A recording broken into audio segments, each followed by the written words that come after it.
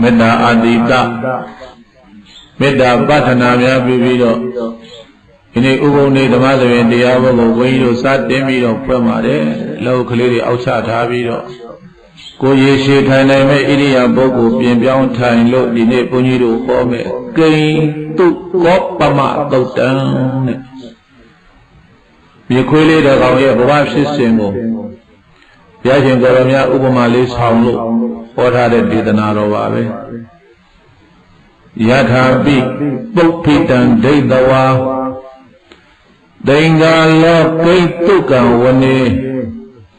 မန္တရောခောမယလတ္တောဣတိကံဒွာနာဝေကတာပတိတံဘုံဖံတံဒိဋ္ဌဝါအတိလောလုပော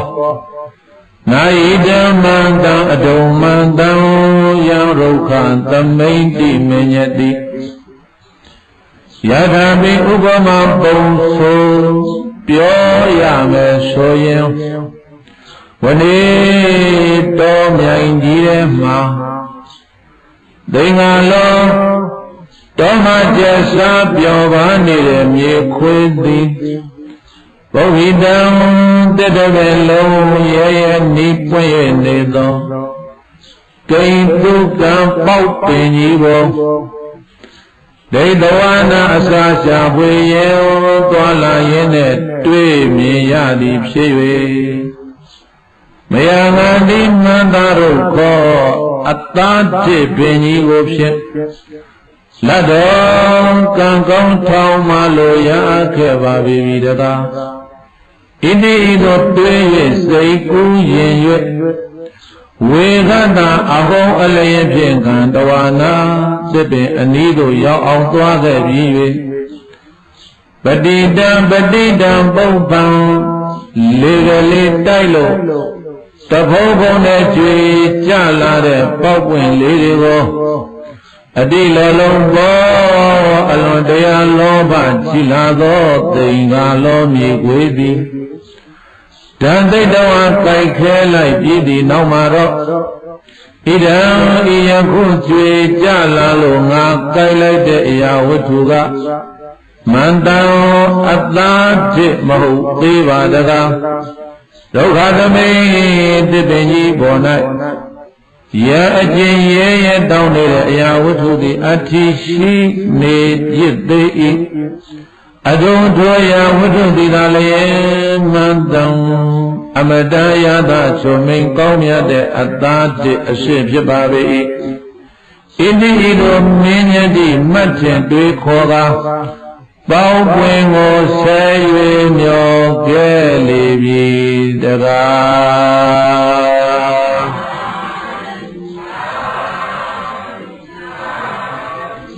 ဖျားပေးလိုက်တဲ့ဥပမာပြီးတော့မြတ်စွာဘုရားဟာလေတရားဟောတဲ့နေရာမှာတခါတလိษံနေနဲ့ဥပမာပေးပြီးတော့ဟောတယ်တခါမြင်းနေနဲ့ဥပမာပေးတယ်အာဇာနိယသုတ်တံဆိုတာအာဇာနိမြင်းကြီးနဲ့ဥပမာပေးပြီးခေါ်ဟိုနာဂသုတ်တံဆိုတာလည်းရှိတယ်ဆွေကြီးနဲ့ဥပမာပေးပြီးတော့ခေါ်တာတခါကြလို့ရှိရင်လည်းကြွက်လေးတွေနဲ့ဥပမာပေးပြီးတော့မူတိကသုတ်တံတဲ့အခုဒီမှာကတော့ဘုန်းကြီးတို့ပြည့်တိုင်းသင်္ဃာလဆိုတာမြေခွေးသင်္ဃာလဆိုတာဘာကောင်းလဲတော်ထဲမှာကျက်စားနေတဲ့မြေခွေးလေးကိုဥပမာထားလို့ဘုရားရှင်ကိုယ်တော်မြတ်ဒီတရားကိုဟောတဲ့အခါဥပမာနဲ့ဟောရင်နားလည်လွယ်လို့လောကထင်ရှားသောဥပမာတွေကိုထုတ်ပြီးတော့မြတ်စွာဘုရားကဟောဒီကိဉ္တုကောပမသုတ်တံမှာလည်းပဲမြေခွေးလေးတစ်ကောင်ကိုပုံစံထားလို့ဘုရားကလောကလူသားတွေကိုဟောတဲ့တရားခြေသားတို့တဲ့တောထဲမှာကျက်စားနေတဲ့မြေခွေးလေးတစ်ကောင်မှာအစာရှာထွက်လာတယ်တဲ့တနေရာရောက်တော့ပင်လုံးကျွတ်နီရဲနေအောင်ပွင့်နေတဲ့ပေါက်ပင်ကြီးတစ်ပင်ကိုမြင်တယ်တဲ့ဘာပင်ကြီးမြင်တဲ့ပေါက်ပင်ကြီးမှာပေါက်ပွင့်နေပွင့်တဲ့ပင်လုံးကျွတ်နီရဲနေတာပေါက်ပွင့်ဆိုအဲ့ဒါကိုဒီမြေခွေးလေးမြင်လိုက်တဲ့အခါကျတော့သူ့စိတ်ထဲဟာပေါက်ပွင့်မှတော့သူမသိဘူး နီနီရဲရဲနဲ့ဆိုတော့ဩဟိုသစ်ပင်ဟာအမဲသားတွေတီးတဲ့သစ်ပင်ကြီးလို့သူစိတ်ထဲထင်တယ်တဲ့အမဲသားဆိုတာကလည်းပဲတေးတန်တရဲရဲနဲ့လတ်လတ်ဆက်ဆက်ဆိုလို့ရှိရင်နီရဲနေတာဆိုတော့သားတစ်တွေတီးနေတဲ့အပင်ကြီးပဲခံကြလိုက်တာဒီနေ့တော့ဗမာမအစာရှာသွားပြရမလို့တော့ဘူးပြုတ်ကြလာမဲ့သားတစ်ကိုပဲစောက်ပြီးတော့စားတော့မယ်လို့ဆုံးဖြတ်ပြီးတော့ပေါက်ပင်ကြီးကိုစောင်းစောင်းထိုင်ပြီးတော့အောက်ကနေမျောနေတယ်တဲ့မြေခွေးအထင်ဟာမှန်သလားမှားသလားပဲတိုင်အထင်မှားတာဘာမှားတာလဲအထင်မှားနေတာအမှတ်မှားနေတာအရှုမှားနေတာအဲ့ဒါကိုဘုန်းကြီးတို့ဒေသနာတော်နဲ့ပြောရင်တော့တင်ညာဝိပန္နာတစိတ်တဝိပန္နာတဒိဋ္ဌိဝိပန္နာတဝိပန္နာတတရား၃ပါး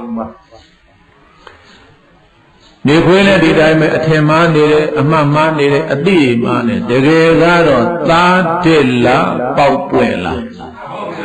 ပေါက်ပွင့်နေသူထင်မှားနေတာကြားကလို့ရတော့ကွာခုံပြီးတော့ဖမ်းယူရမယ်ဆိုအောက်ကနေစောင်းပေါက်ပင်ကြီးကလည်းအမြင်ကြီးဆိုတော့ तू ကဖက်တယ်လို့လည်းမဖြစ်တက်လည်းမတက်တတ်ဆိုတော့ထိုင်ပြီးတော့စောင်းတော်လေးထိုင်ပြီးတော့စောင်းသူစိတ်ထဲမှာလည်းအမလေးကြွေကြလာလို့စားလိုက်ရလို့ကတော့ဘလောက်ချုံမိန်ကောင်းမြတ်ပြီးတော့အရာသာရှိလိုက်မလဲလို့မြေခွေးစိတ်ကူးရင်ပြီးတော့ပေါက်ပွင့်ကိုမျှော်နေတယ်တဲ့တအောက်လောက်ကြာတဲ့အခါကျတော့ဘေးတတ်တယ်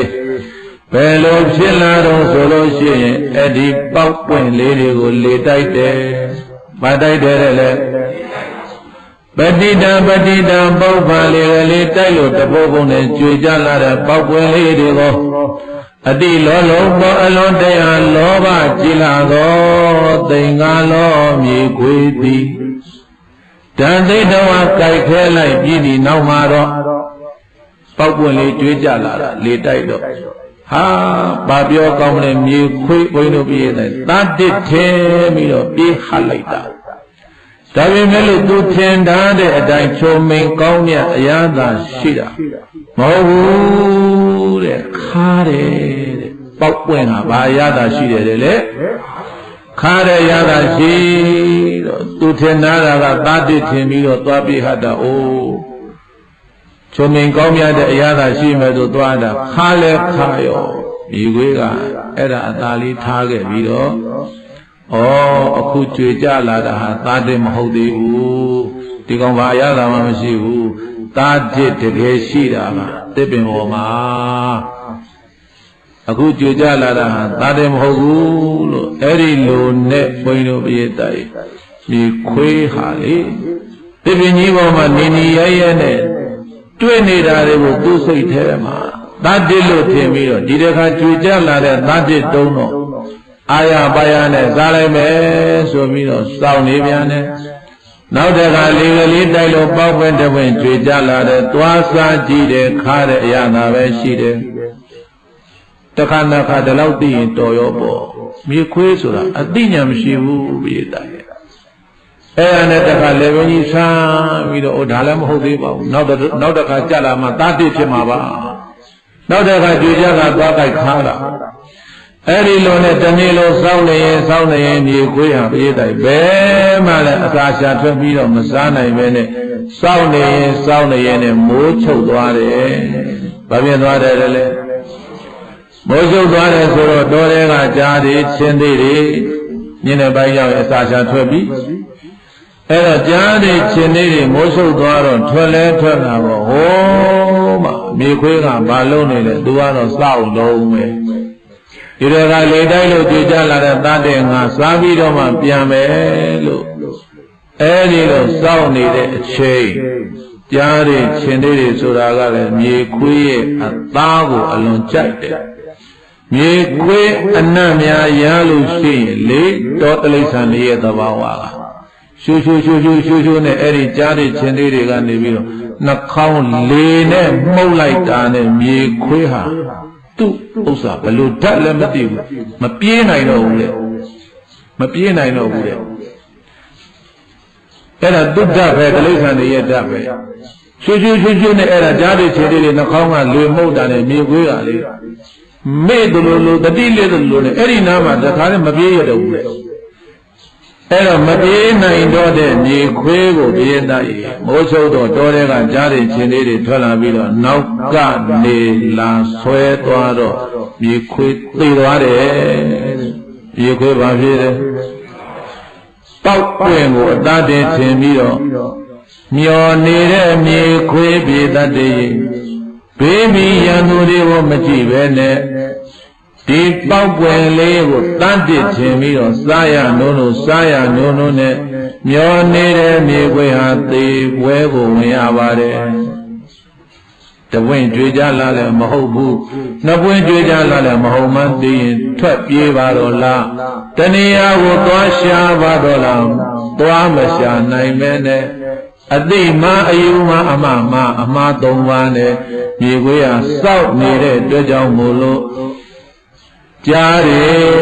ရှင်ဒိဋ္ဌိရဲ့တပ်ဖြတ်ခြင်းကိုခံပြီးတော့သေပွဲဝင်သွားရတယ်ကဲအဲ့ဒါလေးကိုလိုက်ဆိုကြည်စမ်းမှာပေါက်ပွင့်ကိုပင်သာတိခြင်းတောခွင်ခွေးမျော်ပြီးပေါက်ပွင့်ကိုပင်သာတိခြင်းတောခွင်ခွေးမျော်ပြီးကြွေကြပြေးဟမဟုတ်တာနောက်ထခွေးမျောပြီးကြွေကြပြေးဟမဟုတ်တာနောက်ထခွေးမျောပြီးမျောရင်ညတို့ချင်းကြာမင်းဖေးကြီးပေါ်ခဲ့ပြီမျောရင်ညတို့ချင်းကြာမင်းဖေးကြီးပေါ်ခဲ့ပြီဒုက္ခများကသေရရှာပမာတိဖို့တော်သင့်ပြီဒုက္ခများကသေရရှာပမာတိဖို့တော်သင့်ပြီမြတ်စွာဘုရားကချက်သားတို့တဲ့မြေခွေးဟာပေါက်ပွင့်ကိုတားတစ်ထင်းပြီးတော့မျောရင်နဲ့နောက်ဆုံးမှာရှင်သေးတွေကြားတဲ့တပ်ဖြတ်ခြင်းကိုခံရလို့သေသွားရသလိုတဲ့လောကထဲမှာရှိနေတဲ့တတ္တဝါတွေဟာမြေခွေးနဲ့တူတယ်တတ္တဝါတွေဘာနဲ့တူအဲ့ဒီတတ္တဝါတွေပြင်းလီကျရှားနေတဲ့30ဘုံကတောအုပ်ကြီးနဲ့တူတယ်30ဘုံကဘာနဲ့တူ30ဘုံဒီတော့တောအုပ်ကြီးမှာပေါက်ပင်ကြီးပွင့်နေတာအဲ့ဒီပေါက်ပင်မှာပွင့်နေတဲ့ပေါက်ပွင့်နေဆိုတာကရူပါယောသတ္တယောခန္ဓာယောရတယောဖုဒ္ဓဘာယောလို့ခေါ်တဲ့အာယုံ၅ပါးကာမဂုဏ်တရားပေါက်ပွင့်ကအာယုံ၅ပါးကာမဂုဏ်တရားပေါက်ပွင့်ကပါလေတတ္တဝါတွေကဘာနဲ့တူမြေခွေးနဲ့တူတတ္တဝါတွေဘာနဲ့တူ30ဘုံကြီးကဘာနဲ့တူအဲ့တော့30ဘုံကြီးတော့တောအုပ်ကြီးထဲမှာမြေခွေးနဲ့တူတော့ဘုန်းကြီးတို့တတ္တဝါတွေရောက်နေတာရောက်နေတဲ့အခါကျတော့ဘုန်းကြီးတို့ကပေါက်ပင်ကြီးအောင်ရောက်တော့အဲ့ဒီပေါက်ပင်ကြီးမှာအပွင့်5ပွင့်အပွင့်ပဲနဲ့ပွင့်ရူပါယုံသတ္တယုံခန္ဓာယုံရသယုံဘုဒ္ဓဘာယုံမြေခွေးကသစ်ပင်ပေါ်ကပေါက်ပွင့်နေကိုကြည့်ပြီးတော့ချိုလိုက်မဲ့အရာသာဘယ်လိုစားပြစ်လိုက်မယ်နဲ့ဘယ်လိုခံစားလိုက်မယ်နဲ့စိတ်ကူးရရင်ပြီးတော့မျောနေသလိုတဲ့ဘုန်းကြီးတို့ပုထုဇဉ်တတ္တဝါတွေအားလည်းပဲရ ရူပယုံလေးရရင်တော့ဘယ်လိုကြည့်မယ်တတ္တယုံလေးရရင်တော့ဘယ်လိုနားထောင်မယ်ကန္တာယုံလေးရရင်တော့ဘယ်လိုရှုဆိုင်မယ်ရတာယုံလေးရရင်တော့ဘယ်လိုစားတောက်လိုက်မယ်ဖုဒ္ဓဘာယုံလေးရရင်တော့ဘယ်လိုတွေ့ထိခံစားလိုက်မယ်လို့ဆိုပြီးတော့ငါးပြအာယုံကာမဂုဏ်တွေရဲ့နောက်ကိုလိုက်ပြီးတော့မရရအောင်နဲ့ရှာဖွေနေကြတဲ့ဆိုတာဘုရားရှင်ကိုရောမြတ်ကပေါက်ပွင့်ကိုခွေမျောနေတာတဲ့ဒီမှာဥပမာဆောင်းလို့ခေါ်ပါတယ်ပေါက်ပွင့်ကိုခွေမျောနေတာတဲ့တူတူပဲတဲ့ရှာဖွေနေရင်ကနေကိုလိုခြင်းနဲ့အာယုံ၅ပါးကာမုံတရားတွေကိုရလာတာလို့မြတ်စွာဘုရားရှင်ကိုရောမြတ်ကပေါက်ပွင့်လေးတစ်ဝဲကြွေကြလာတာကိုကရူပါယုံကောင်းကောင်းလိုချင်တယ်မျောနေတော့မှရူပါယုံကောင်းကောင်းရလာတယ်အဲ့ဒါကြွေကြလာတာအဲ့ဒါဘာဖြစ်တာရလာတဲ့အာယုံ၅ပါးကိုခံစားတော့ထင်ထားသလိုမဟုတ်တော့ပြန်ဘူးတဲ့ဒီရူပါယုံကအသိအစဉ်မပြေဘူးဒါမကောင်းဘူးဟိုအစင်းကမှကောင်းမယ်ဒီအတန်သိမကောင်းဘူးဟိုတန်လေးကကောင်းမယ်ဟိုသိခွေးမှကောင်းမယ်ဟိုသချင်းမှကောင်းမယ်နဲ့အဲ့ဒီလိုထင်နေတဲ့ပိယတတ်တဲ့အဝိဇ္ဇာလည်းဒီတိုင်းပဲအဝိဇ္ဇာလေးတွေကသွားကြိုင်နေတယ်ပရမတော်ကတော့ကြိုက်လို့ဝယ်ထားတာနောက်အသစ်ပေါ်လဲပေါ်လာရောအိုးဒီအစကြီးကမကောင်းတော့ဘူးဒီလိုဖြစ်တာပုရုဇဉ်သဘာဝ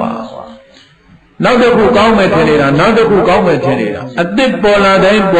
နောက်တစ်ခုကောင်းမယ်ကြီးထင်နေတာဒီတိုင်းပဲစိတ်ရွှေရတနာကြောက်တာမလည်းမြတ်ရွှေတွေပါတယ်ဆိုလို့ရှိရင်လည်းပဲငကောကဒီဇိုင်းလေးကောင်းတယ်ဆိုပြီးတော့လှုပ်ထားတာဩနောက်ဒီဇိုင်းတစ်တွေပေါ်လာရောငါဒီဇိုင်းကြီးကတိုက်အောက်သွားပြီးမကောင်းတော့ဟိုဒီဇိုင်းလေးကကောင်းမှထင်တယ်ဩအဲ့ဒီဒီဇိုင်းလေးတခါအသစ်လုပ်ပြန်အောင်အဲ့ဒီဒီဇိုင်းတစ်လုပ်ပြီးတော့နောက်3-4နှစ်နေတဲ့အခါဒီဇိုင်းတစ်ခုထပ်ပေါ်လာပြန်တော့ဒီဒီဇိုင်းမကောင်းတော့ပြန်ဘူးအဲ့ဒီလိုနဲ့ပဲတတ္တဝါတွေကပေါက်ပွင့်ကိုခွေးမျောနေသလိုပဲတဲ့အသစ်ပေါ်လာတိုင်းဟာနောက်ကြွေကြလာတဲ့ဟာကောင်းမထင်နဲ့နောက်ကြွေကြလာတာကသံတစ်ပါနောက်ကြွေကြလာတာကသံတစ်ပါနဲ့အဲ့ဒီလိုမျောတယ်ဒါကြောင့်ဘုရားရှင်ကိုရောမြတ်ကဒီမှာဥပမာထပ်ပြီးတော့ဟောတယ်နာစာပိအပိယောဟောတိပိယောစာပိနဝိဇတိဂောနာမေဝတိနာပင်ညေပတ္ထယတိနဝဘေကဝေဟံတော်မြတ်ဥစ္စနာတို့တတ္တနာတတ္တဝါတို့ဤအပိယောသာပိမချစ်မနဲ့တဲ့မစုံမဲ့တဲ့အရာဝတ္ထုတိလေနာဝိသတိမရှိယောဧကံအမှန်သာလင်းသည်ပိယောသာပိဒါဟုတ်ပြီဒါဟံပြီလို့အမြဲအစွဲချစ်ခင်ဆွဲမဲ့တဲ့အရာဝတ္ထုတိလေနာဝိသတိမရှိယောဧကံအမှန်သာလင်းသည်အရိမြေတော်ကြီးထဲမှာဂောနာနွားတို့သည်နဝအသက်ဖြစ်တဲ့တိနာမြတ်ကိုပတ္ထယန္တိဤဝါတောင်းတတဲ့ကဲ့သို့ပါပေသည်လောဘဂဝါဘုံတော်၆စုအောင်လံသူဖြစ်တော်မူသောဘုရားရှင်ကိုရောမြတ်ကအဝေါစာကရုဏာရှိတာမေတ္တာအားဖြင့်မိန်ကြားတော်မူလိုက်ပါပေသတည်း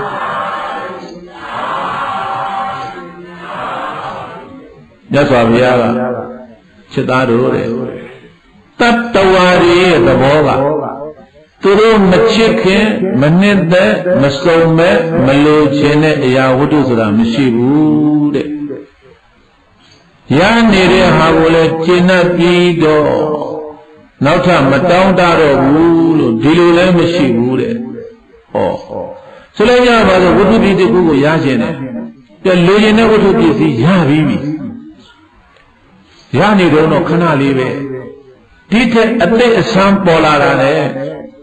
ဒါမကောင်းတော့ဘူးဖြစ်သွားပြန်တာပဲဟိုတခုကောင်းတယ်ထင်တာပြန်ပဲတဲ့အဲ့ဒါဘုရားကဘာဥမာတွေးပြီးထားတော့ဆိုလို့ရှိရင်တဲ့နွားနဲ့ဥပမာပေးထားတယ်နွားဟာဒီမှာမျက်သားနေတယ်ဒါပေမဲ့မျက်လုံးကဟိုဘက်မျက်ခင်းကိုလှမ်းကြည့်နေတယ်ဒီဘက်မျက်လုံးကမျက်စားနေပြီမဲ့လို့ဟိုဘက်မျက်လုံးကဟိုဘက်ကမျက်ခင်းကပိုစိမ့်မယ်ထင်တယ်အဲ့ဒီလိုလှမ်းကြည့်ပြီးတော့စားတယ်လို့ပဲတဲ့ဒီတိုင်းနဲ့ဥပမာဆိုလိုက်ကြပါစို့ဈေးထဲသွားတယ် ဟိုပစ္စည်းလေးလိုချင်တယ်ဒီပစ္စည်းလေးလိုချင်တယ်အိမ်မှာမရှိဘူးလားဆိုတော့ရှိတယ်ဒါကပိုကောင်းမယ်ထင်လို့ဒီပစ္စည်းကိုလိုချင်တာနောက်ကိုယ်နဲ့လိုက်မယ်ထင်ပြီးတော့လိုချင်တာအဲ့တော့ဘုရားရှင်ကိုယ်တော်များကတူတူပြောမယ်ဘုန်းကြီးတို့ပြေးတာကြီးတန်တုတ်ထီစဟောမင်္ဂလာသုတ်တံမှာဟောတယ်ရောင်းရဲလွယ်ရမယ်တဲ့ဘာလွယ်ရမယ်တဲ့လေဆောင်ရဲလွယ်ရမယ်တဲ့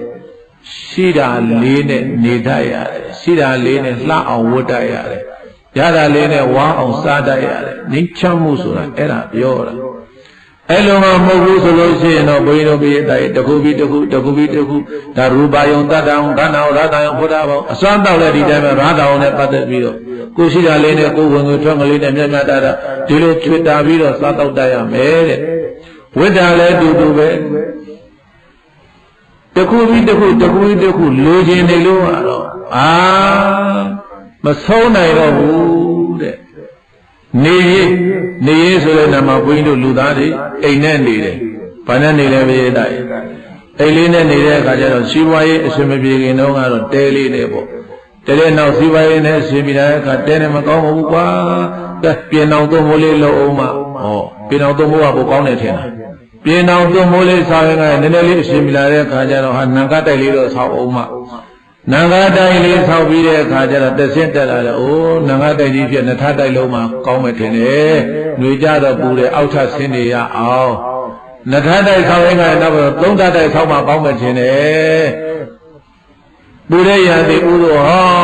ညဘက်ကျတော့အပေါ်မှာတက်တက်ပြီးတော့လေငင်းခိုင်နေလို့ကောင်းမယ်ထင်တယ်။အဲ့ဒီလူနဲ့ဘုန်းကြီးတို့ပြေးတိုင်းလက်ရှိရနေတာကိုမကျေနပ်သေးဘူးဆိုရင်တော့ဖြင့်အဲ့ဒီလူဟာလောဘရဲ့အလိုနောက်ကိုလိုက်နေမှာပဲတဲ့လောဘရဲ့အလိုနောက်ကိုလိုက်နေရင်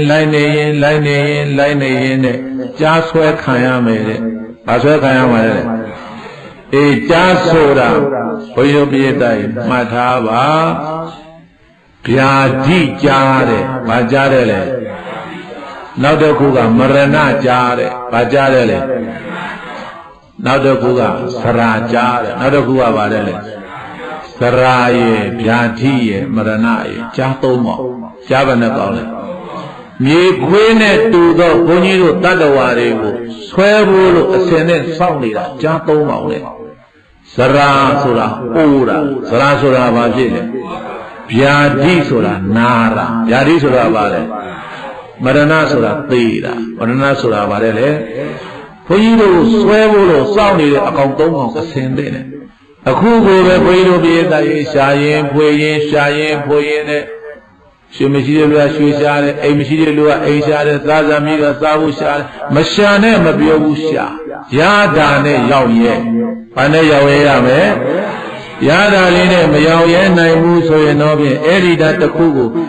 လောဘရဲ့အလိုကိုလိုက်ပြီးတော့နောက်တစ်ခုကောင်းလိမ့်မယ်နောက်တစ်ခုကောင်းလိမ့်မယ်နောက်တစ်ခုကောင်းလိမ့်မယ်နဲ့မြေပွေးလေးနောက်ကြွကြလာတာမှအလားကြွကြလာတာသွားဟာကြည့်တော့မဟုတ်ဘူးဟိုတိပမောဟဟာ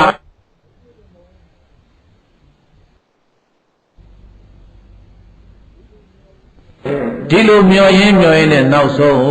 မိုးချုပ်သွားတဲ့အခါကျတော့ကြားဆွဲခံရတယ်လို့ပဲတဲ့ရတာလေးနဲ့တင်ပြီးတော့ရောက်ရဲပြီးတော့ကိုဘဝကိုခြေခြေနတ်နတ်ချမ်းချမ်းသာသာမနေနိုင်ဘူးဆိုရင်ဘဝနေဝင်ချိန်ကိုရောက်သွားရင်ဇရာကြားဆွဲခံရမယ်။ဘာကြားဆွဲခံရမလဲ။ဇရာကြားဆွဲတဲ့အခါကျတော့ဘာဖြစ်လာတယ်လဲခန္ဓာကိုယ်မှာသပင်တွေပြူလာတဲ့တွားတွေကျိုးလာတဲ့မျက်စိတွေမှုံလာတဲ့နားတွေခိုင်းလာတဲ့အဲ့ဒါကြားဆွဲခံရတာ။ဘာဆွဲခံရတာ။နောက်တစ်ခါဗျာတိကြားတဲ့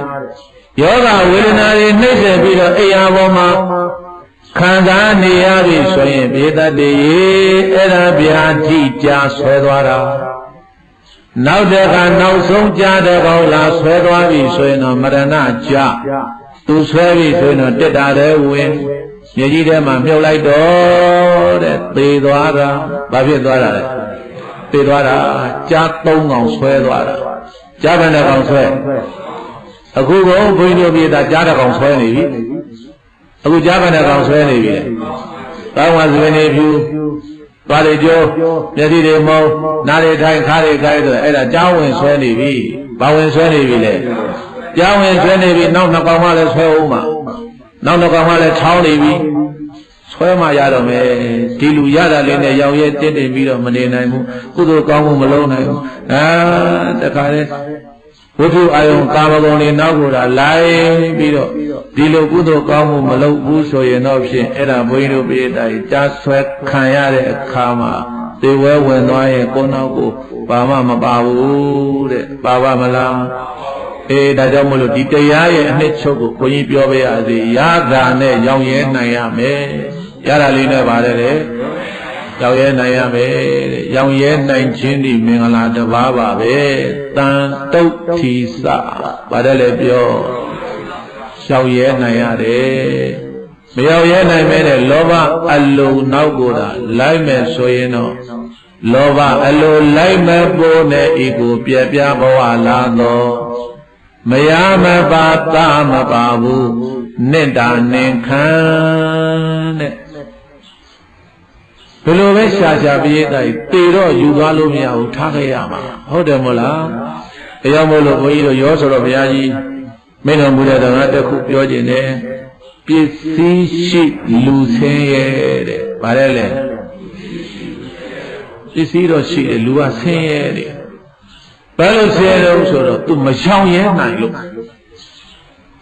သူမှတန်တုဒ္ဓိစမင်္ဂလာပြက်နေလို့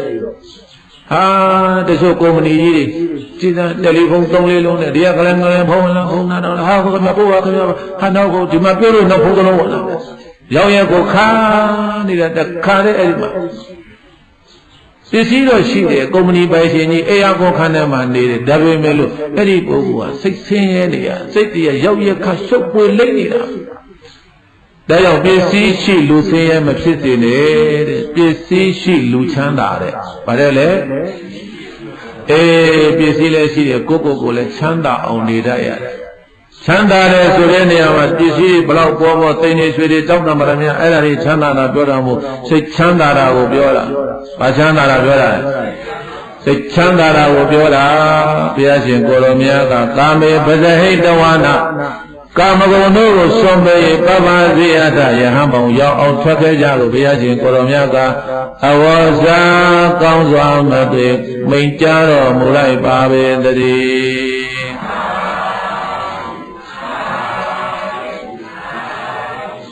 ်းဒီနေ့ဘုန်းကြီးတို့တရားရှိတဲ့စိတ်ကောင်းဝင်တဲ့သူတော်စင်တို့ကိုဘုရားရှင်ကိုရောမြတ်ကချစ်သားတို့တဲ့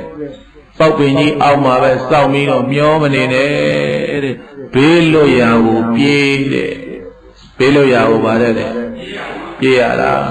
ဘုန်းကြီးတို့ယောဂီတွေအခုတုံလဘယဟန်တွေဥပုသ္တေတွေ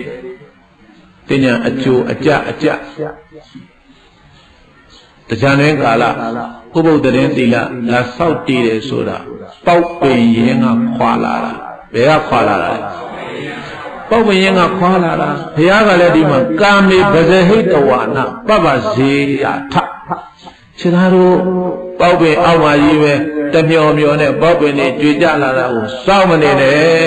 တဲ့ဘေးလွတ်ရာကိုလည်းမင်းတို့တခါကြပြေးအောင်နဲ့မင်းတို့ကိုဘေးတွေဝိုင်းနေတယ်ကြားတွေဝိုင်းနေလို့ဘုရားရှင်ကိုရောမြတ်ကဒီဟာရကောင်းတို့ဟိုဟာရကောင်းတို့နဲ့စောင့်မျှော်နေတယ်ဆိုပြီးတော့ဘုရားရှင်ကိုရောမြတ်ကဒီဒေသနာတော်ကိုဥပမာဆောင်ပြီးတော့ဟောပါတယ်အဲ့တော့ယဟန်တော်များကတော့သာသနာပေါင်းမှာသင်္ကန်းဝေးပြီးတော့ဝိပဿနာတရားတွေအားထုတ်တရားတွေနာဒီလိုလုပ်တယ်ဆိုတာဘုန်းကြီးတို့ပြည်တိုင်းတို့ပြောမယ်ဗျာဘေးလွတ်ရာကိုပြေးလာတာဘယ်ကိုပြေးလာတာလဲဘေးလွတ်ရာကိုပြေးလာတာပေါက်ပင်အောက်ကခွာလာတာဘယ်ကခွာလာတာပေါက်ပင်အောက်ကခွာလာတာရက်သိမ့်မရှိဘူး၄-၅ရက်ထဲဟုတ်တယ်မလားတော်ကြနေကြတာပဲပြန်သွားမှလဲဩသိတာပဲပေါက်ပင်အောက်သွားပြီးမျော9 နာရီထိုးပြီးတဲ့ကိုရီးယားကလာဖွင့်ဟေးကိုရီးယားမင်းသားကဘယ်သူကဘယ်လိုချောတယ်ဘယ်သူကဘယ်ဟိုးဈေးထဲမှာတခါကြလို့ချင်းဘုန်းကြီးတို့ပင်စီသေးတဲ့ဆောင်းကဖြတ်သွားရင်မလီညာကမင်းသားကဘယ်လိုဈေးရောင်းရင်းနဲ့90တီပြောနေတာသူတို့လည်းကိုရီးယားကကြည့်တယ်ထင်တယ်ကြည့်ရတာတော့အဲ့ဒါဘယ်ကားလေးလာရင်ကောင်းလို့ဟိုကားလည်းဒီကားကောင်းနေဟာဟိုကားကမှရေတူမကားကဘယ်လိုဖြစ်တယ်ဟာပြောစုံနေတာဘာတွေမှလည်းမသိဘူး နောက်ကားတွေမျောတာပဲနောက်ကားတွေလည်းမျောတာပဲကိုရီးယားကလာမယ်တဲ့ဘယ်9နာရီထိုးရင်လည်းမျောတဲ့နောက်လာတဲ့ဟာကောင်းတော့နောက်လာတဲ့ကောင်အဲ့ဒီလိုနဲ့ပဲမျောနေတာပဲတဲ့ဒါရူပါယုံနဲ့ပတ်သက်ပြီးတော့ပြောတာတတ္တယုံလည်းဒီတိုင်းပဲတခြင်းတန်ကောင်းကောင်းပေါ်လာနားထောင်တာပဲအဲ့တော့ဘုရားရှင်ကိုရောမြတ်ကဒီပေါက်ပင်ကြီးအောက်မှာလည်းမနေနဲ့တဲ့တစ်ခါကြလဲထွက်လာတယ်တစ်ခါရတယ်ဘာလို့လဲဘုဘိတော်ပိသပေါင်းတော်ကောင်းတို့ပေါက်ပင်အောက်ကိုရောက်တာလားကုသိုလ်ပင်အောက်ကိုရောက်နေတာလားကုသိုလ်ပင်အောက်ကိုရောက်နေတာနှစ်သားတရက်လောက်လည်းနေလဲနေရောရှင်ဘုရားတို့ဗျာတပည့်တော်တို့ပေါက်ပင်အောက်ပဲပြန်သွားပါရစေတော့ဘယ်ပြန်သွားမလဲပေါက်ပင်အောက်ပဲပြန်သွားမှာပဲဒါကြောင့်မြတ်စွာဘုရားရှင်ကိုရောများကဒီသင်္နာတော်မှာပေါက်ပွင့်ခွေးမြော်တဲ့ဗါတယ်လည်းမရင်သားရဲ့အောက်ဝင်ခွေးမြော်တဲ့အဲ့ဒါ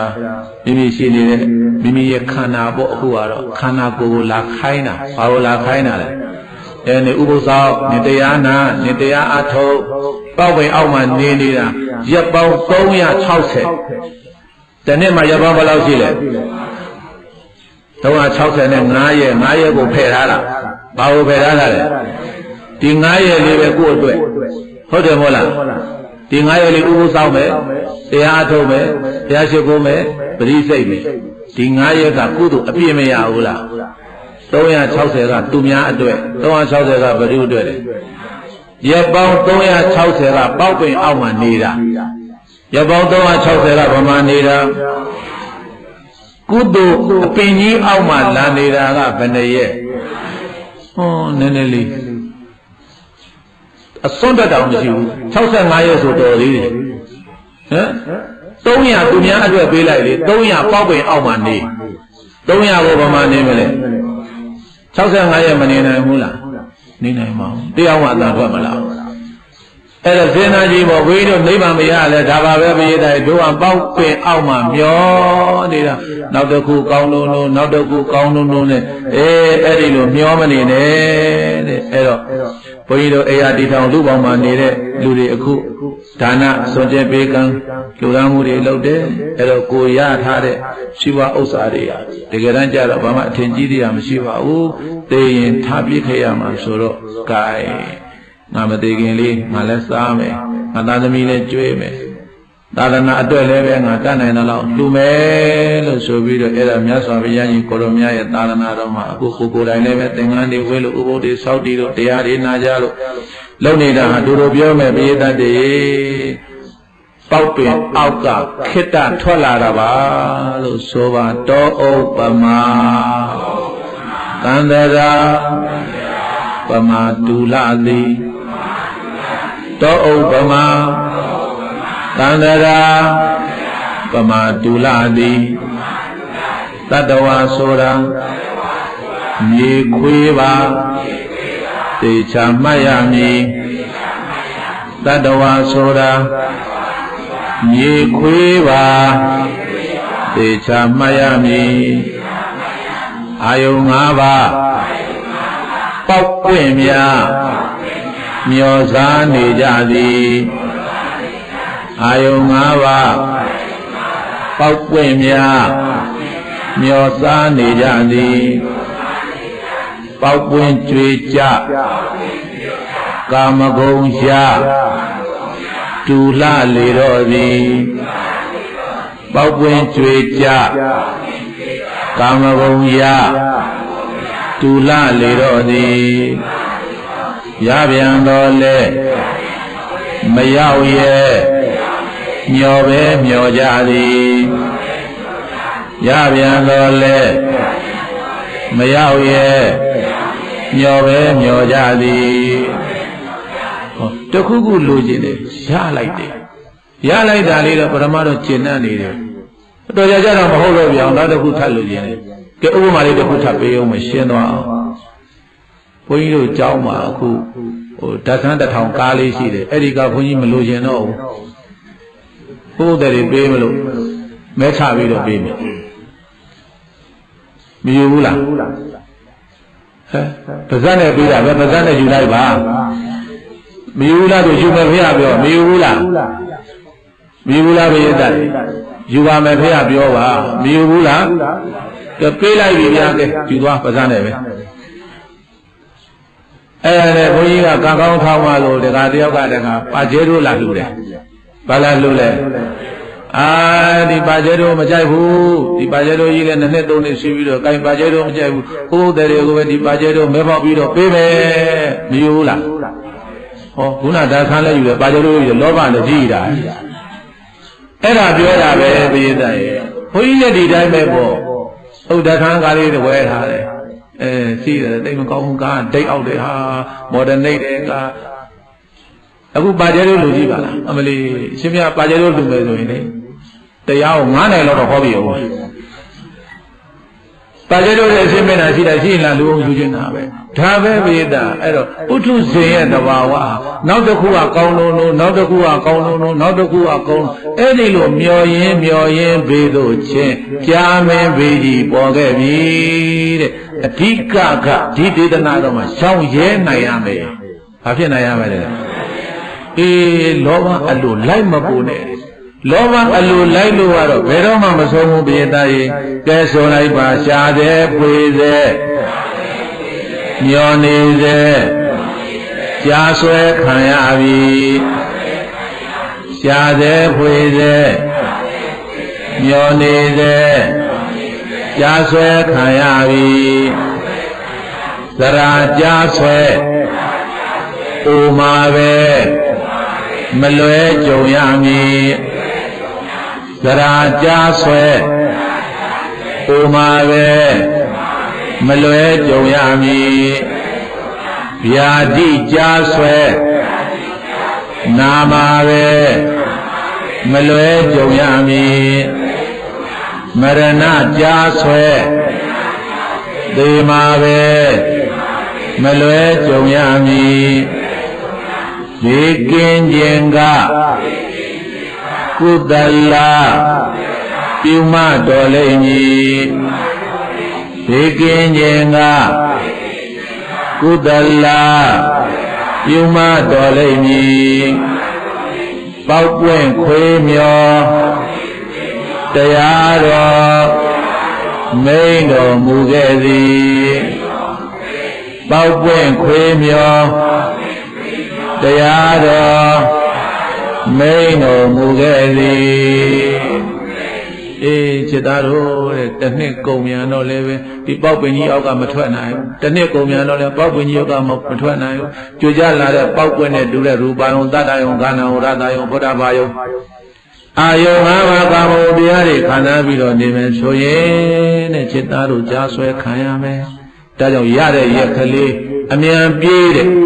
ပြေးထွက်လာတာမလုပ်လာတာလေစာနဲ့ပေနဲ့ပြောရင်ဘုန်းကြီးတို့ပြေးတာဒီမှာလာပြီးတော့တရားတွေအထုတ်တာတရားတွေနာဥပုသ်စောင့်နေဆိုတာပါရမီ10ပါးထဲမှာနိက္ခမ္မပါရမီဘာပါရမီလဲလေတောထွက်လာတာဘာလုပ်လာတာလဲအိုးတွေအိမ်နေဇနီးမယားသမိသားစီဝါယာတုဂုံတိစီစိနေခဏလေးတကြံပိတ်ရခလေးတကြံပိတ်ရခလေးနေခဲ့ကြအောင်ဆိုပြီးတော့ဘာလို့လဲအဲ့ဓာတွေကိုဖြတ်ခဲ့ပြီးတော့နိက္ခမ္မပါရမီခေါ်တယ်ဗျာပါရမီလာဖြည့်တာဘာလာဖြည့်တာလဲနိက္ခမပါရမီနဲ့တွဲပြီးတော့8ပါးသီလရဟန်းတော်များဆိုရင်လည်းပဲ209ပါးသီလပါရမီကမပြည့်ဘူးလားသီလပါရမီပြည့်တဲ့ပြင်ကိုဒါနပါရမီတွေကိုတတ်စွမ်းသမျှလည်းပဲအခုတန်ဃာတွေသောကတာတို့လှူတာတန်းတာတို့ကမလုပ်ဘူးလားပရိသတ်ဒါဖြင့်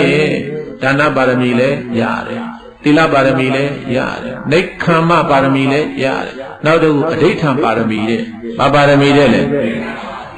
ဒိဋ္ဌံဆိုတော့ကိုယ်စိတ်ထဲမှာဒိဋ္ဌံထားတာငါတင်ငါဝဲနဲ့9ရက်နေမယ်ငါ9ရက်နေမယ်ငါ6ရက်နေမယ်ငါဥပုပ်ကနေရက်စောင့်မယ်ဆိုတာအဲ့ဒါကိုယ်စိတ်ထဲမှာဆွဲမြဲဒိဋ္ဌံထားတာကိုအဋိဋ္ဌံပါရမီဘာပါရမီလဲဒိဋ္ဌံပါရမီကညကြတော့ရှိရမှာရှိသောအနန္တစัจ java လာအနန္တတ္တဝါတို့ဘေးရန်ခတ်သိမ့်ငြိမ်းကြပါသည်ဆိုပြီးတော့မေတ္တာဘုရားရှိခိုးရင်းနဲ့မေတ္တာကိုမပို့ဘူးလားအဲ့ဒါကမေတ္တာပါရမီဘာပါရမီတဲ့မေတ္တာပါရမီနောက်တစ်ခုပြောအောင်မယ်ခန္တီပါရမီတဲ့ဘာပါရမီတဲ့ခန္တီဆိုတာသီခန္ဓာခန္တီဆိုတာဘာလဲကိုယ်မှာကိုယ်အေးအားကိုနဲ့နေမယ်အိမ်မှာနေတော့ ဒီမှာကျတော့ပူရင်လည်းပူမယ်ပူရင်ပူပြီဓာတိဥဒ္ဒဓမ္မိုလည်းသိခံနိုင်ရတယ်နောက်အစားအသောက်နောက်တစ်ခုပါတယ်လေအများနဲ့နေတဲ့ရမှာအများကျွေးသလိုပဲစားရမယ်ဟုတ်တယ်မဟုတ်လားငါအိမ်မှာတော့ကိုကအိမ်မှာလူကြီးကိုဒါငါမကြိုက်ဘူးဒါငါမစားနိုင်ဘူးမေတ္တာဓမ္မစားဘူးမေတ္တမိဓမ္မစားဘူးအိမ်မှာကြီးများလို့ရတယ်ရကြလားမရဘူးလားဒီမှာကြီးများလို့ရလားရရင်ငါသွားမှာပေါ့ရှိတာနဲ့ကျွေးရတာဟုတ်တယ်မဟုတ်လားအဲ့ဒါပြောရင်ကဘုန်းကြီးပြောရင်တဲ့စကားကပါရမီဖြည့်နေတာကိုပြောနေတာဘာဖြစ်နေတာလဲအစာအသောက်အနေထိုင်ကိုလည်းပဲတီးခံနိုင်တာဟာခန္တီပါရမီဘာပါရမီလဲလေဒီဘုန်းကြီးတို့ပြေးတာအဲ့ဒါလေးတွေမြင်အောင်ကြည့်ငါတို့ဒီ၄-၅ရက်လေးဒီเจ้าမှလာပြီးတော့သင်္ကန်းဝတ်တာဥပုသ်လာစောက်တာတရားလည်နာတာဩပါရမီလာဖြည့်တာပဲဘာလာလောက်တာလဲအခုမနေ့ပိုင်းတစ်ချိန်နေ့လယ်ပိုင်းတစ်ချိန်တရားဝမနာရဘူးလားတရားနာတော့မသိတာတွေကိုသိမသွားဘူးလားပညာမတိုးဘူးလားအဲ့ဒါပညာပါရမီအဲ့ဒါဘာပါရမီလဲကဲဗျာပါရမီ10ပါးဆိုတာအဲ့ဒါပြောနေတာနော်ပါရမီ10ပါးဆိုတာအဲ့ဒါပြောနေတာခန္တီပါရမီမေတ္တာပါရမီသစ္စာပါရမီဒါနသီအကုန်လုံးတစ်ခုချင်းလျှောက်တွေးကြည့်လို့ရှိရင်လေငါတို့ဒီမှာလာနေတာပါရမီလာဖြည့်တာဘာလာလောက်တာလဲပါရမီလာဖြည့်တာပြည့်အောင်ဖြည့်သွားပါဘုရားရှင်ကိုရမြတ်ကဒါကြောင့်စရာကြားဆွဲဗျာတိကြားဆွဲမရဏကြားဆွဲဘေးကြီးကတော့ပေါ်လိမ့်မယ်အဲ့ဒီဘေးကြီးမပေါ်ခင်မှာချက်သားတို့လွတ်ရကိုပြေးလို့ပေါက်ပွင့်ခွေးမျောလို့မမျောပါနဲ့လို့ဘာပဲဖြစ်ဖြစ်ရတာလေးနဲ့ရောက်ရဲတင့်တိမ်ကျေနပ်ပြီးတော့နေနိုင်မှချမ်းသာတယ်မနေနိုင်ခဲ့လို့ကိုတော်တပါးဒုက္ခရောက်ခဲ့ပုံကိုယောဇာကာမေပဟန္တဝနာအနာဂါရောပရိပ္ပဇေတိဣမံဓမ္မဒေသနာတထာဇေတဝနေ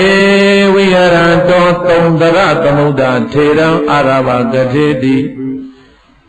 ယောဇာကာမေပဟန္တဝနာအနာဂါရောပရိပ္ပဇေတိဣမံဓမ္မဒေသနာယောဇာကာမေပဟန္တဝနာအနာဂါရောပရိပ္ပဇေသတိတော်တရားဒေသနာတော်မြတ်ကို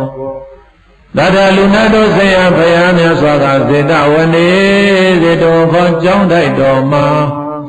ဝိဟရံတော်ရပဒလေးလေးဖြင့်မြတ်ဤရွှင်ပြုံးတရင်သုံးရှံပဲတော်မူနေတဲ့ခါကာလစီတုံးကသုံးတရသမုဒ္ဒထေရံသုံးတရသမုဒ္ဒရာလို့အမည်ရတဲ့မထေသူများကိုအာရဘအကြောင်းပြု၍တထေတိကရုဏာရှိတာမေတ္တာအဖြင့်မိန်ကြားတော်မူလိုက်ပါပေတည်း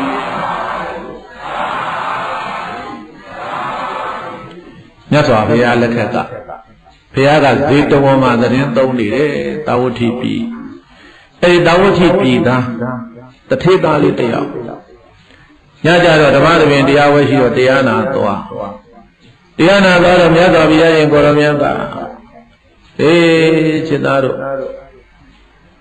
ပုဏ္ဏတေဒုက္ခဘေးကလွတ်ချင်ယဟန်တရားအထုတ်ကြဟဲ့ဆိုပြီးတော့ဘုရားက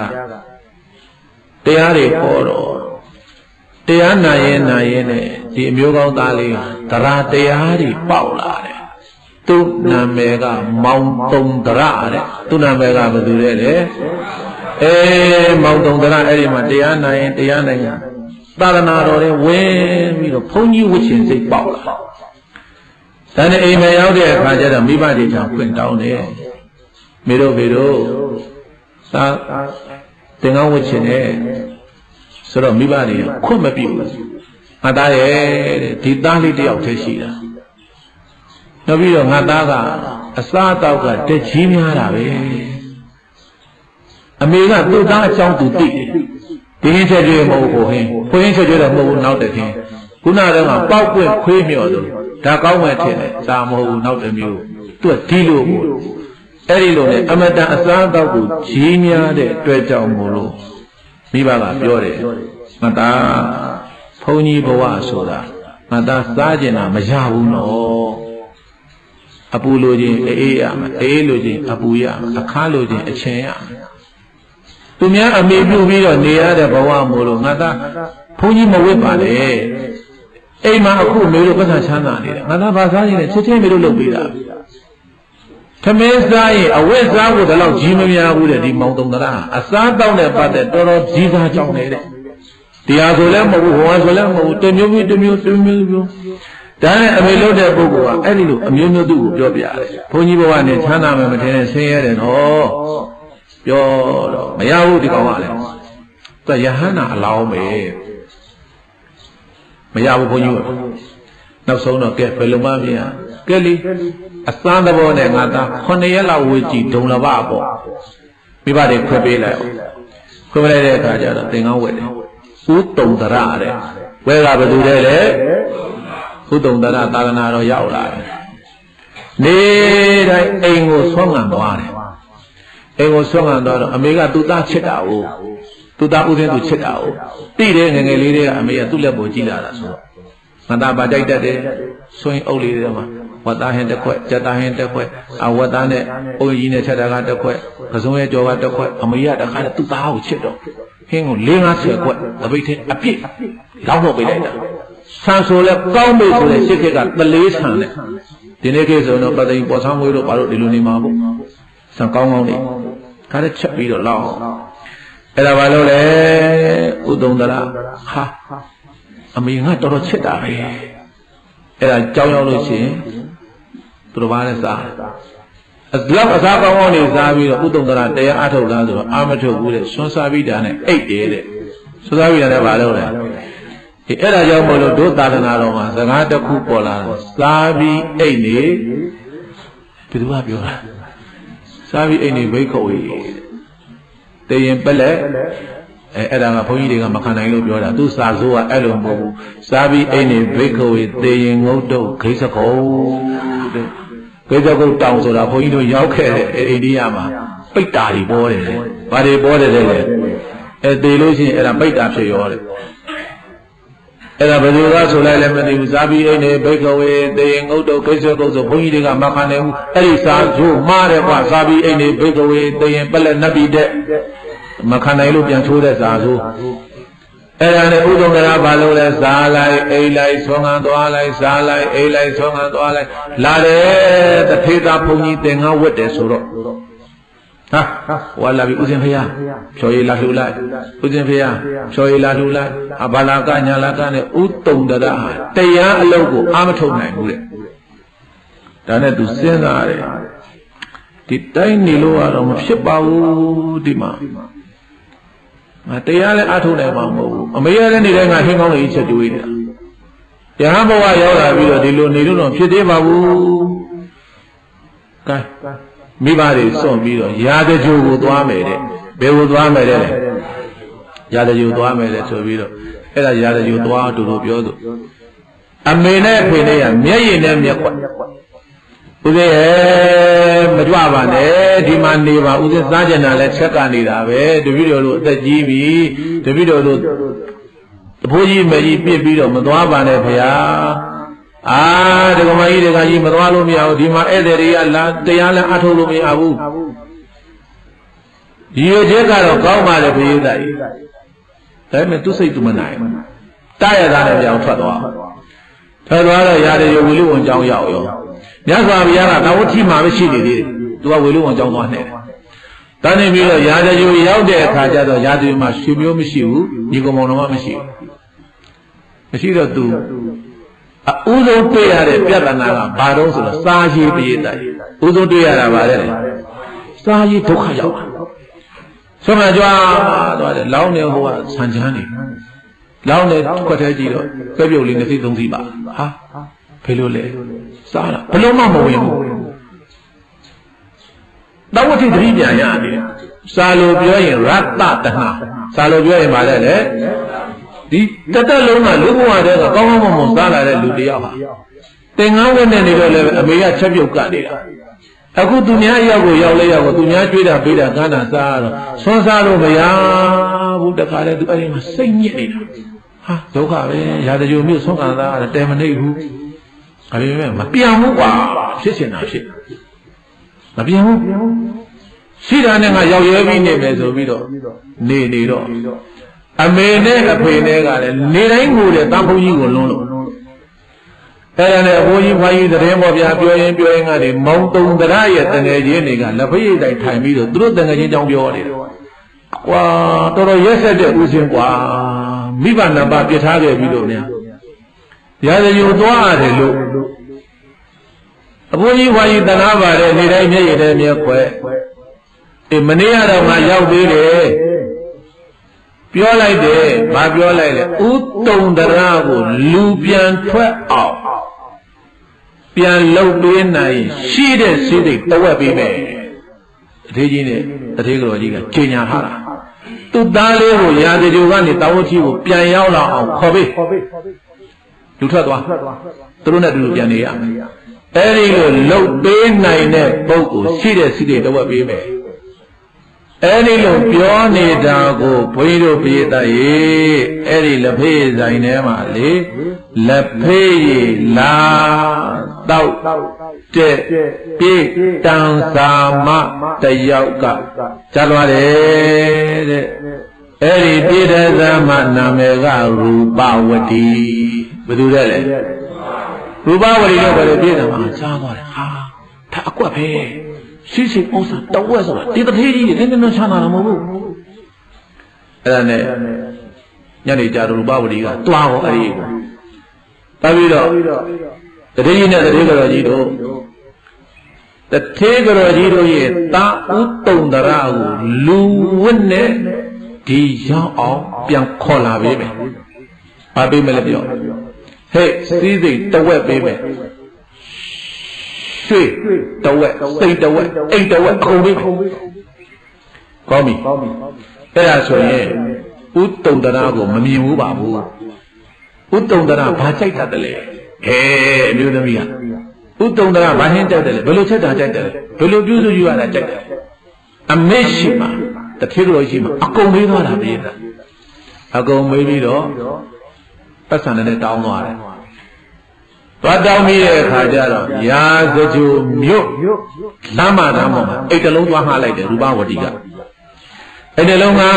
ပြီးတော့စုံစမ်းတဲ့သူကဝေလူဝန်ကျောင်းထဲသွားပြီးတော့အဝတိကပြောင်းလာတာဘွဲ့ဥတုံတရဘယ်ကိုတော့လဲလက်ညှိုးထိုးပြတယ်ဒကမကြီးအဲ့ဒါပဲမှတ်ထားတယ်နောက်နေ့ကျတော့ဥတုံတရဆွမ်းခံကြွလာတော့ပြေးတိုင်းအိရှိကထွက်ပြီးတော့ရူပဝတီကဥတုံတရကြိုက်တတ်တယ်အမေကြီးကိုပေးတာပြီလားဝတ်သားနဲ့ဘုန်းကြီးနဲ့ကြိုက်တယ်ဆိုချက်ထားတယ်ကစုံရဲ့ကြိုလေးချက်ကြော်ထားတယ်အကုန်လုံးတစ်ခါအစင်းနဲ့ပြင်ပြီးတော့ဆွမ်းမကြီးနဲ့ထွက်လောင်းတာသူပြင်ဗျာရတော်မူပါဗျာဥဒုံနာကြီးတပိတ်ဆွမ်းပါဗျာတပိတ်ဆွမ်းဘုန်းကြီးတို့မြတ်စွာဘုရားလက်ထက်ကသင်္ဃာတွေဆွမ်းလောင်းနေဆိုတာတပိတ်ကိုအိမ်ထဲယူသွားပြီးအိမ်ထဲကျမှဆွမ်းထည့်တာပြီးမှတပိတ်လာကတ်တာအဲ့လိုလောင်းတာအဲ့နဲ့ဥဒုံနာတပိတ်လေးပေးလိုက်မသိဘူးသူကြောင်းရောက်တဲ့အခါကျတော့ဖွင့်လို့ကြည့်လိုက်ဟာဝတ်သားဟင်းကစုံရဲ့အကျော်အမဲသားနှက်ဘာညာအစရှိဒီအားမီသူစားနေတဲ့အစားကအကုန်လုံးရတော့ဥတုံတရာဝန်တာသွားတယ်ဒီတကယ်မှတရားတရားတည်းရှိတာပဲမစားခြင်းနဲ့ဟင်းလေးပြည့်စုံရတာပဲနောက်နေ့ကျတော့အဲ့ဒီအိမ်သားရောက်တော့ဥတုံတရာကခါတိုင်းလိုခြေလမ်းမသွဲဘူးဖြည်းဖြည်းလေးသွားတာဘာဟုတ်တယ်လွန်သွားလို့ရှိရင်မလောက်လိုက်မှကြောက်လို့ဒါကဘုန်းကြီးရဲ့ site ခေါ်တယ်ဘုန်းကြီးအိုင်တင်ခေါ်တယ်အဲ့ဒါမှတ်ထားအဲ့ဒါအမှန်တိုင်းဖွင့်ပြောတာအဲ့ဒါတော့လောက်နေကြအိမ်ကိုခပ်ဖြည်းဖြည်းသွားတာမလောက်တဲ့အိမ်ကိုတက်နဲ့ကြော်သွားတာဘာမှတောက်မနေဘူးဘာမလောက်မဲ့သူချွေချောင်းလည်းကြနေရတာဟုတ်တယ်မနေ့ကစပြီလို့ပြောလိုက်အောင်မယ်မနေ့ကမာစီရောက်မာစီတရားပါဟောတော့ဘုန်းကြီးကမာစီရောက်ခဲတယ်တော့ယောဂီတွေကတရားဟောပြီးတော့ဘုန်းကြီးဖျားတယ်မကြွပါနဲ့တပြည့်တော့နဝကာမဝတ္ထုလှူရင်လို့ဖျားတယ်အေးခတ်တော့လာလို့စာရေးတွေပါရှားတော့ကြားနေတာပေါ့လေအဲ့ဒါဒီလားရှင်လေးတွေကယောဂီတွေတဲ့မြန်မြန်လုံးတဲ့ဘုံဘုံကညတရားပွဲသွားတာရှိတယ်တဲ့တော့ကြမဆောက်ဖက်နဲ့ထပြီးတော့ပြန်သွားလို့တဲ့ဟဲ့ရမယ်ဆိုရင်တဏှာကြီးဒါလည်းငါဆောက်မှာလို့ဘုံဘုံကတော့လုံးတော့မယ်တဲ့ဘာလုံးတော့မှလဲဆိုနင်လဲမတိလနင်လဲလှူခံစားတာငါလဲလှူခံစားတာလို့ဒီမှာနင့်ငါမေးမယ်လို့ယောဂီတွေကြားထဲမှာပြောင်ပြောခဲ့နင့်ငါမေးမယ်လို့နင်ဆုံးစားသွားရဌာနသာမရှင်လို့သွားអော်တော့မျက်လုံးလေးစောင်းပြီးအိမ်လည်းမကြည့်ဘူးလားလို့ကြည့်တယ်ပဲရတယ်အဲ့တော့ဟိုကဟတ်သမီးဇွန်ပမာလဲပကံပမာလဲဆိုလို့ရှိရင်နေရှိသွားလားရပ်နေတာလို့ရပ်နေတာဟောတယ်ဒီငါလည်းအဲ့လိုပဲပေါ့လို့ဟုတ်တယ်လေသမီးရဲ့ဇွန်ပမာလဲပကံပမာလဲဆိုရင်ဒါလောင်းမယ်ဆိုတာညီကျိတ်တယ်ယူမဟုတ်ဘူးလားလို့ဟုတ်တယ်လေတပြည့်လို့ရပ်တာပဲငါလည်းအဲ့လိုကိုစောက်ရတာပေါ့လို့ဒါအားတော့လို့ မနေ့ကပြောင်းကိုပြောတာဒီလက်ရှင်အဲ့ဒီယောဂီတွေကသဘောကျတယ်ဘုံဘုံကပြောရင်ပြောင်းတယ်ဟုတ်တယ်လေလို့ပြောင်းပြောမှ तू ကရတာဘူးလို့အတန်ကြားရင်တော့နည်းနည်းပါးပါးတော့ဒါဘုန်းကြီးနဲ့တူတူပဲမျိုးလုံးကစားတယ်ဘာသာမှမကြောက်ဘူးဆိုတော့ပုတ်ကွာသွားချလက်တို့ပြီးတော့သွားကိုလို့လာလွတ်ကြသူ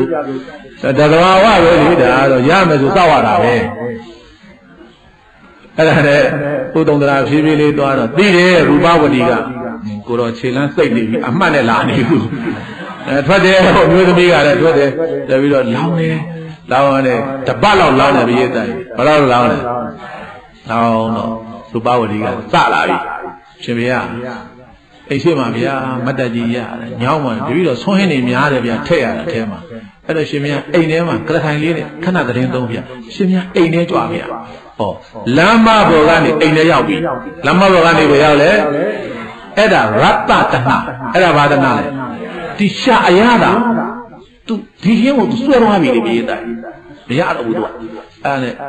အိမ်ထဲမှာကရထိုင်နဲ့ချအဲ့ဒါချပေးပြီးတော့ဆွင်းနေပါလေလောင်းတယ်လောင်းတပတ်လောက်အဲ့လိုလောင်းလိုက်သေးတယ်လောင်းလို့ပြီးတဲ့အခါကျရူပပရိကနောက်တစ်ချက်တက်လာတယ်ရှင်ဗျာတဲ့တပိတိပိုက်လာရတယ်၄ပါတယ်ဗျာတဲ့ရှင်ဗျာဆွန်းစားနေကြလို့ရှိရင်ကြွလာလေတဲ့တပိတော့ဒီမှာဆွန်းဝိုင်းပြင်ကမယ်တဲ့ဆိုတော့ဟောအိမ်ရှိကလထိုင်ကနေပြီးတော့အိမ်ကုတ်ပြပေါ်ရောက်သွားပြီပြေးတိုက်တစ်ချက်တစ်ချက်ဆွဲတင်သွားတာတွေ့လားအဲ့ဒါဆွန်းကတ်တယ်တော့ကနေတိုင်းဘုံမိတယ်ဘုံမိတယ်ကြောင်းပြန်တယ်ဘုံနဲ့ကြောင်းပြန်တယ်အဲ့လိုတစ်ပတ်လောက်လဲကြာလဲကြာတော့နောက်တစ်နေ့ကြာတော့ရူပဝတီကဘာလို့တုံးလို့ဆိုတော့ကလေးတွေခေါ်လာတယ်အိမ်မှာကလေးတွေဘေးနာကလေးတွေမဟုတ်ဘူးပြီးတော့ခေါ်လာတယ်အေးလာငါအိမ်မှာလာဆော့ငါအိမ်မှာလာဆော့အဲ့ဒီဘုန်းကြီးဆွန့်ကတဲ့နာမှာကလေးတွေကဆော့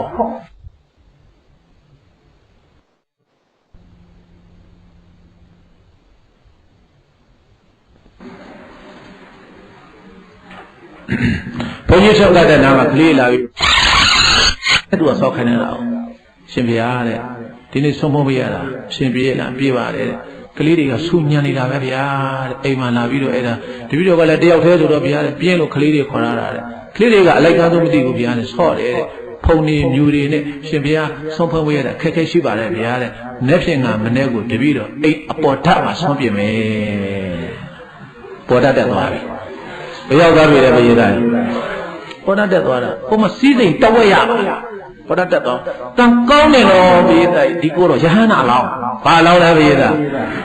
တိတ်ထူးဆန်းတာဒီတရားအဲ့ဒါဘုန်းကြီးခေါ်ဘူးတဲ့တိုက်အိမ်ပေါ်မှာစိန်ခေါ်ပွဲတဲ့ဘုန်းကြီးခေါ်တာဗာတရားတဲ့လေဟိုတိုက်ပွဲခေါ်တာဆိုရင်ရုပ်ရှင်ကားလည်းရိုက်နေတဲ့အချွေးအဲ့ဒီဟာလေးကြည့်ပြီးတော့ तू ကတိုက်ပွဲခေါ်တာငါလည်းဒီတရားဟောမယ်ပါလို့တိုက်အိမ်ပေါ်မှာစိန်ခေါ်ပွဲဗာတရားဟောတာလေတိုက်အိမ်ပေါ်မှာစိန်ခေါ်ပွဲတရားအခုပြောနေတာဟဲ့လားအဲ့ဒါနဲ့နောက်တနေ့ကျတော့ရူပဝတီကကြွာလာတဲ့ဥဒ္ဒံတရာလေရှင်ဗျာတဲ့အောက်မှာကလေးတွေနေတဲ့အိမ်မော်ဆွန့်တက်ဖုံးပေးတဲ့ဆိုတော့ရတ္တတဏရဲ့ဆွဲဆောင်မှုကဘလောက်ထိအောင်ကိုပြင်းအောင်ဆိုတာရတာလေးနဲ့မရောက်ရဲနိုင်တယ်ညဘုန်းကြီးတို့ပြတဲ့ဒုက္ခတွေ့တာအိမ်မော်တက်သွားဆွန့်ဖုံးပေးတယ်တို့တဝက်လောက်ရောက်လိုက်ရတော့အိမ်တကဆော့ပိတ်လိုက်အိမ်တကဆော့ပိတ်ဥဒ္ဒံတရာစားနေရတယ်တိဒီအိမ်ပေါ်မှာဒီမျိုးသမီးငါနှစ်ယောက်တည်းစေကမရိုးမရိုးလားမသိဘူးမဝင်တော့ဘူးပြေးတိုက်ဘေးပေါ်ပြီလေ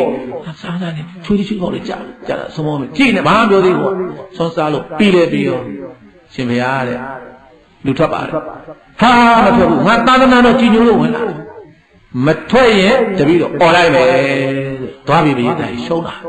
မထွက်ရင်တပည့်တော်អော်မယ်တပည့်တော်ရှင်မရမတရားကျင့်ကြမှာလည်းပါအခုရှင်မရနဲ့တပည့်တော်နှစ်ယောက်တည်းကိုက်ရှင်မရဘာသာနယ်နေလည်းပြောစိန်ခေါ်နေပြီ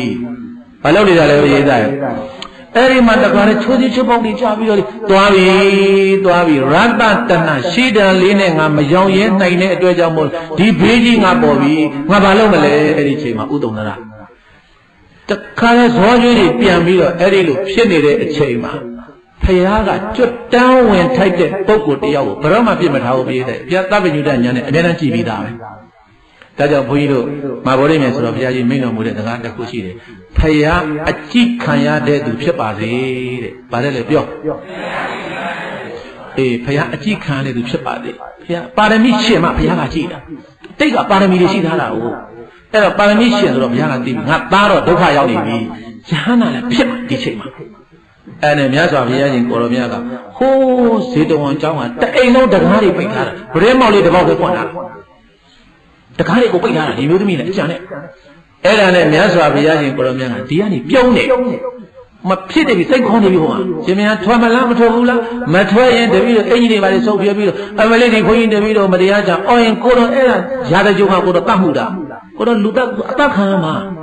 ရာဇကြုံဘိမိတနာမင်းကြီးထုတ်ထားတဲ့ဥပဒေသူများသားပြီးမရဖို့စော်ခိုင်းရင်တတ်သူများပစ္စည်းခိုးရင်တတ်ရာဇကြုံအမိတ်ကလည်းပြင်းအဲ့ဒါကိုတော့ပြောဘယ်လိုလုပ်မလို့အဲ့ဒါမှဇောကြီးအဲ့ဒီလိုစိန်ခေါ်နေတဲ့တိုက်အိမ်ပေါ်မှာစိန်ခေါ်နေတာဘုန်းကြီးတို့ဆက်ဆောင်ရည်ကိုရောမြတ်က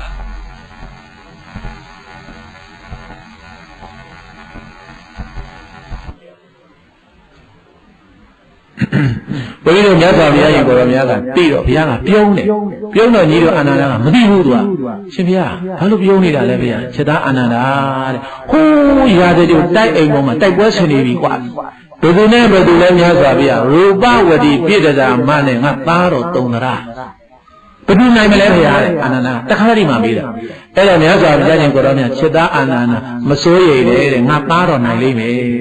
အဲ့ဒီလိုမြတ်စွာဘုရားသည်အာနန္ဒာမေးသောမေးခွန်းကိုဖြေပြီးသည့်နောက်မှာဘုရားဘာလုပ်လိုက်တော့ဆိုရောင်ကြီးတော်လွှတ်လိုက်တယ်ဘာလွှတ်လိုက်လဲဘုရားသား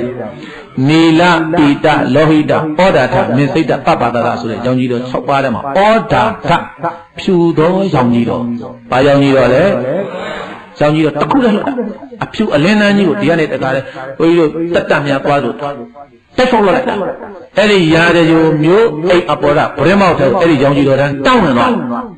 တန်းလဲဝင်လဲပေါ်သွားခါရလျှက်ရှိမီးတွေထွန်းလိုက်တော့ဖြာပြီးတော့လက်ထင်သွားလဲထင်နေတော့ရူပဝတိဟာဘာလဲရူပဝတိကလည်းရောင်ကြီးတော်လင်းချမ်းကြီးကိုကြည့်နေတော့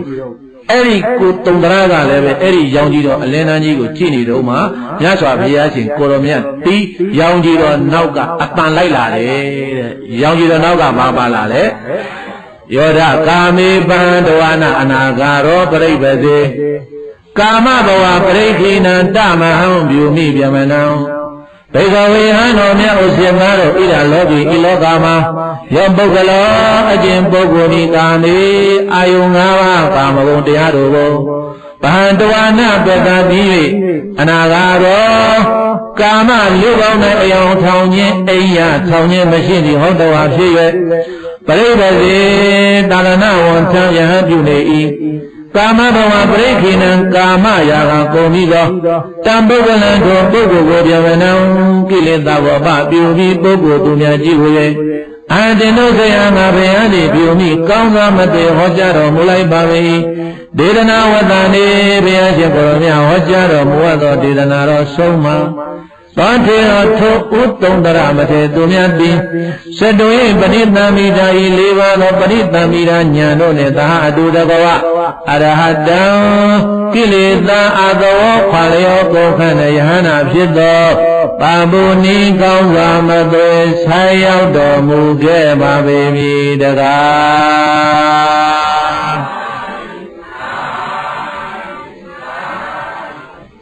ရောင်ကြီးတော့အလင်းတန်းကြီးကိုမြင်လိုက်ကိုအတက်သွားတယ်ဥတုံတရာကဒီအချိန်ဒါလာတာဘုရားကြောင့်ကြီးတော့ငါအာကိုရသည်မြတ်စွာဘုရားတတ္တဝါတွေကိုပြစ်မထားတဲ့ဘုရားအကြည့်ခံရတဲ့သူအဲ့ဒါရောင်ကြီးတော့လင်းတန်းကြီးမြင်လဲမလားမြတ်စွာဘုရား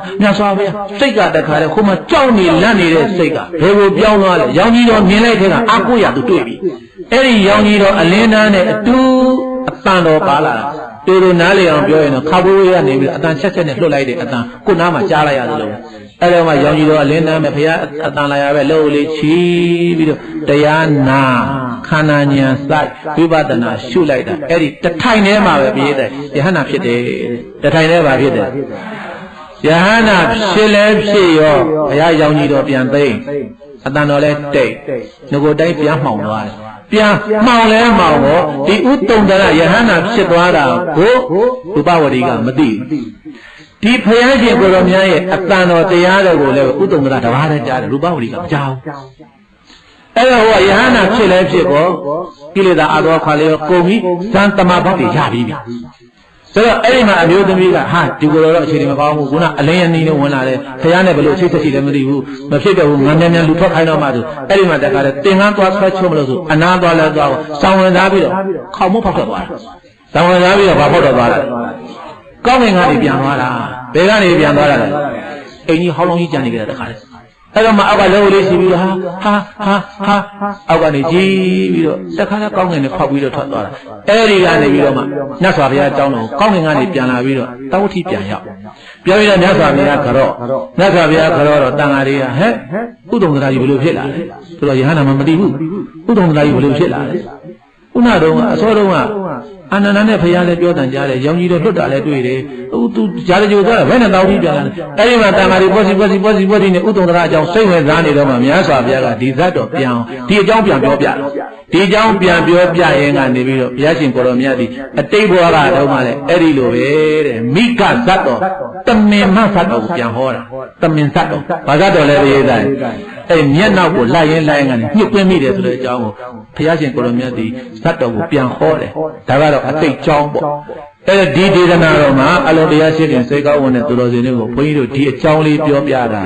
တရားကိုအနှစ်ချုပ်လိုက်လို့ရှိရင်ရတာလေးနဲ့ဆောင်ရဲနိုင်ရမယ်။ဘာနဲ့ရောက်ရဲနိုင်ရမလဲ။ဝတ်တာလည်းအတူတူပဲစားတာလည်းအတူတူပဲနေတာလည်းအတူတူပဲဟုတ်တယ်မဟုတ်လား။ဘယ်နေရာမှာဆိုရတာလေးနဲ့ရောက်ရဲနိုင်ရင်တန်တုတ်တိစမင်္ဂလာဖြစ်ပါလေ။ရတာလေးနဲ့မရောက်ရဲနိုင်မဲနဲ့ဒီတစ်ခုရတော့နောက်တစ်ခုလိုချင်တယ်ဒီတစ်ခုရပြီးတော့နောက်တစ်ခုကောင်းလုံးလုံးအဲ့ဒီနောက်တစ်ခုရပါတော့နောက်တစ်ခုကကောင်းလုံးလုံးနဲ့အဲ့ဒီလိုတာရူပါယုံသတ္တယုံခန္ဓာယုံရတ္တယုံဖုဒ္ဓဘာယုံအာယုံ၅ပါးကာမဂုဏ်တရားတွေနောက်ကိုလိုက်ရင်းရှာရင်းဖွရင်းတဲ့အချိန်တွေကုန်သွားမယ်ကုသိုလ်ကောင်းမှုဘက်ကိုအချိန်တွေလေဟင်းသွားမယ်ဆိုရင်ကြားပြီးကြီးပေါ်လာတော့ဇာတိကြဣသရာကြဗျာတိကြမရဏကြကြားသုံးအောင်ဆွဲတော့ပေဝဲဝင်တဲ့အခါမှာကိုယ်နောက်ကိုဘာကုသိုလ်ကောင်းမှုမှမပါဘဲနဲ့တမလွန်မှာမျက်နှာငယ်လေးနဲ့ဒုက္ခရောက်တတ်ပါတယ်ဆိုတဲ့အကြောင်းကိုဘုရားရှင်ကိုရောမြတ်ဒီကိန်းတုကောပမသုတ်တံပေါက်ပွင့်ခွေးမြော်တရားတော်တဲ့ဗါလဲလေ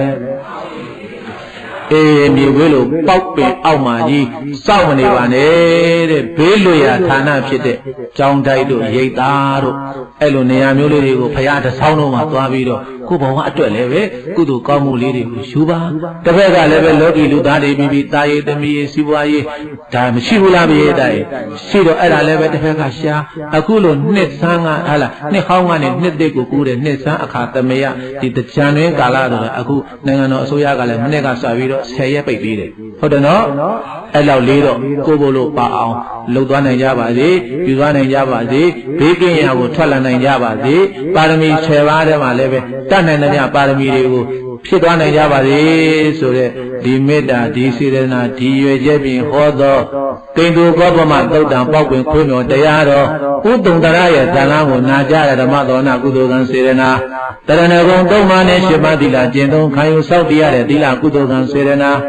ဓမ္မတပါး